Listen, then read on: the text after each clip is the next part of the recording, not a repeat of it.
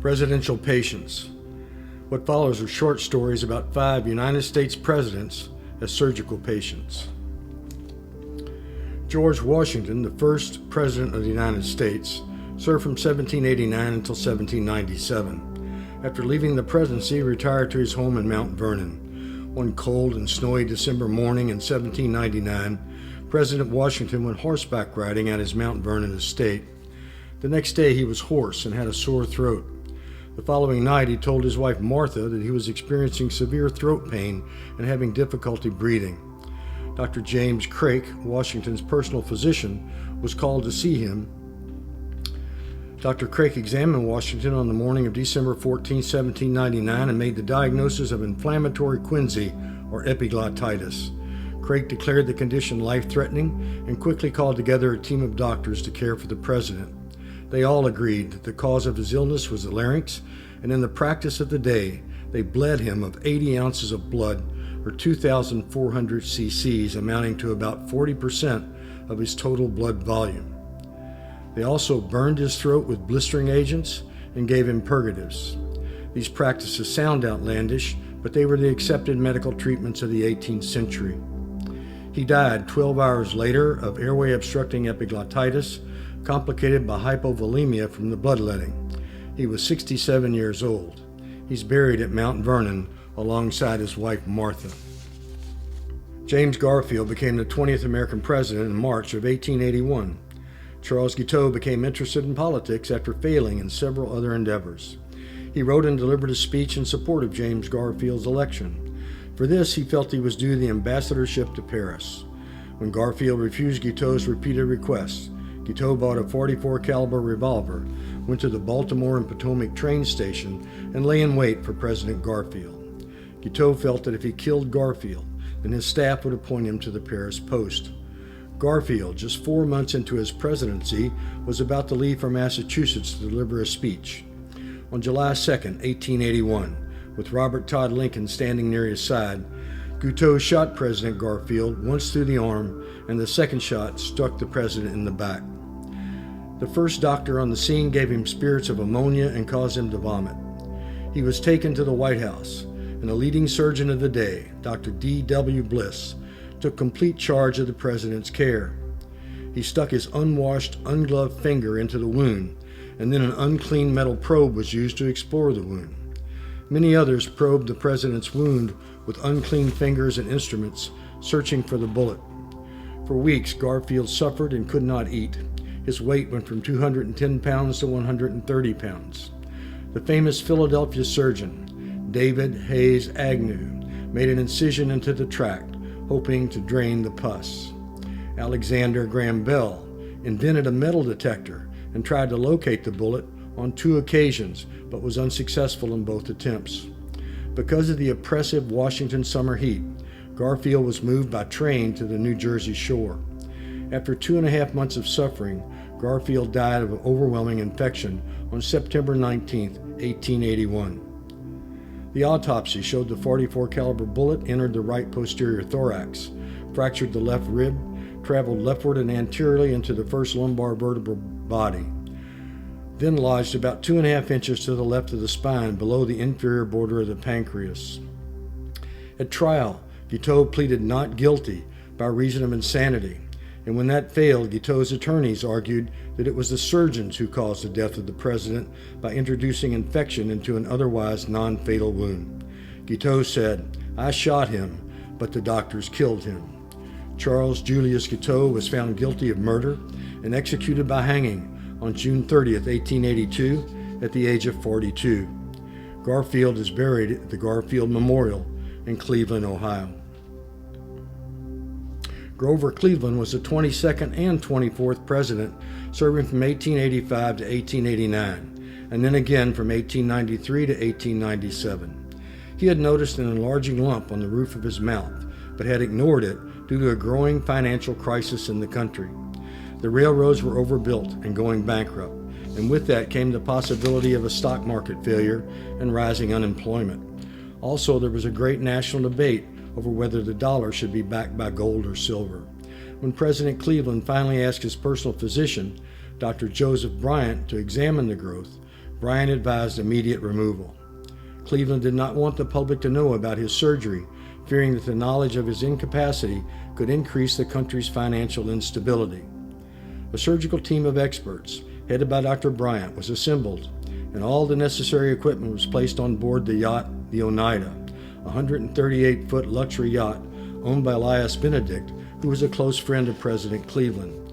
And on July 1, 1893, as the Oneida made its way up Long Island Sound, on board, the President of the United States was undergoing a secret operation. Once the ether took hold, Bryant, assisted by a dentist and 3 other doctors, including W. King of Philadelphia, rapidly removed 5 teeth, the hard palate, and part of the maxilla, including the cancerous tumor, while Cleveland sat in a chair in the main stateroom of the yacht. 5 days later, he was dropped off at his summer home in Massachusetts as if nothing had happened. He was fitted with a rubber plate for the roof of his mouth, and his speaking voice was then normal. The tumor was a verrucous carcinoma. The story broke in a Philadelphia newspaper the following month, but Cleveland flatly denied the event, and no one believed the story. Cleveland wore the prosthesis until his death from a heart attack in 1908. At autopsy, there was no evidence of recurrence of the tumor. The facts about the secret surgery never came out until Keene published an account of the operation in 1917 in the Saturday Evening Post, some years after the death of President Cleveland. Cleveland is buried in Princeton Cemetery in Princeton, New Jersey. Dwight David Eisenhower, the 34th President of the United States, served from 1953 until 1961. President Eisenhower had multiple episodes of abdominal pain throughout his life, and in May of 1956 was diagnosed with Crohn's disease. He developed vague, ill-defined discomfort in the lower abdomen at 12:30 a.m. on June 8, 1956. His physician arrived at the White House 30 minutes later and found the president to have a moderately distended abdomen, but no point of abdominal tenderness.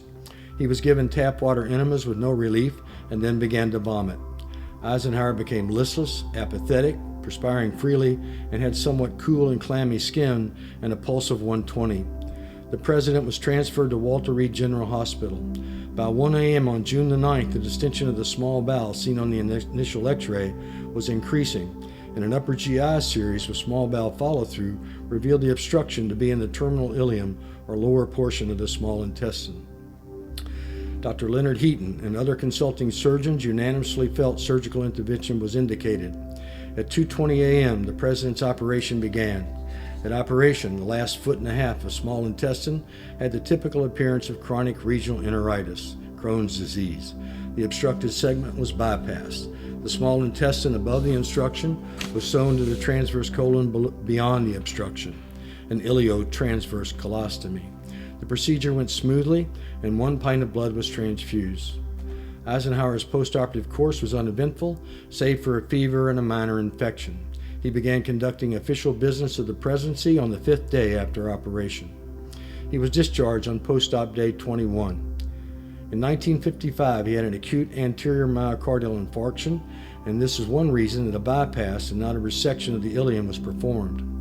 Ike went on to have a minor stroke in 1957, an episode of acute cholecystitis requiring cholecystectomy in 1966, and then another small bowel obstruction in February of 1969. On February 22nd, surgery was performed to relieve the obstruction. The recurrent small bowel obstruction was due to postoperative adhesions. He developed postoperative cardiac failure and died on March 28, 1969. He and his wife Mamie are buried at the Eisenhower Presidential Library and Museum in Abilene, Kansas. Ronald Reagan.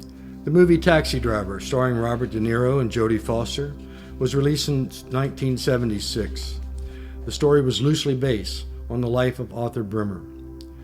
Arthur Bremer was a loner who was enamored of and rejected by his girlfriend.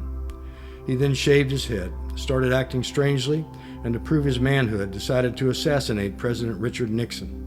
However, because of the tight security surrounding the president, Bremer instead decided to kill the Democratic candidate for president, Alabama Governor George Wallace.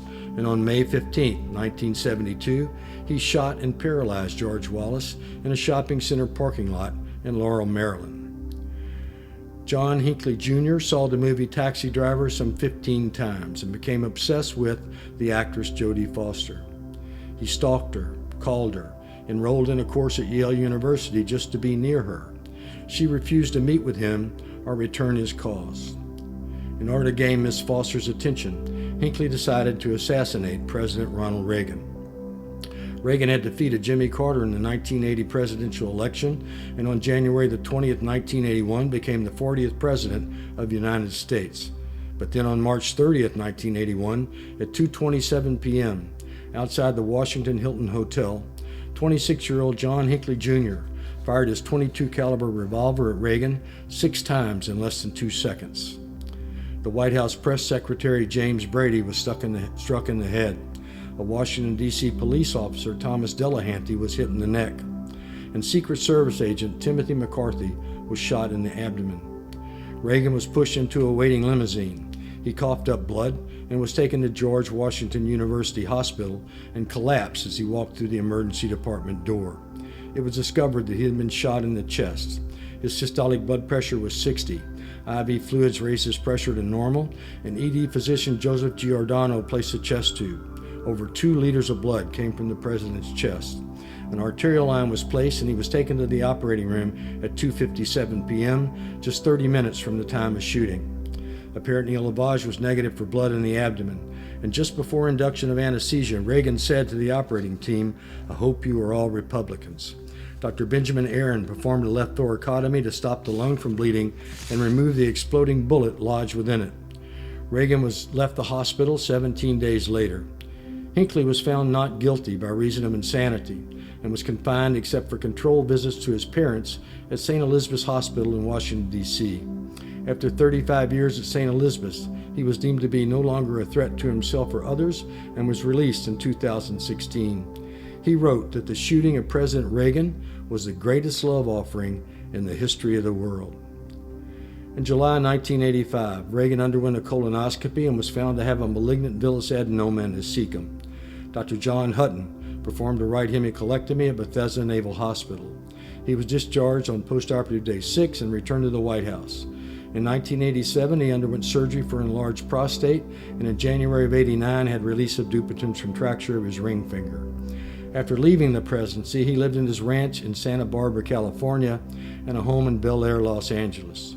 He was diagnosed with Alzheimer's disease in 1994, and at age 83, and progressively got worse and died of pneumonia at his home in Bel Air in 2004. He's buried at the Ronald Reagan Presidential Library in Simi Valley, California.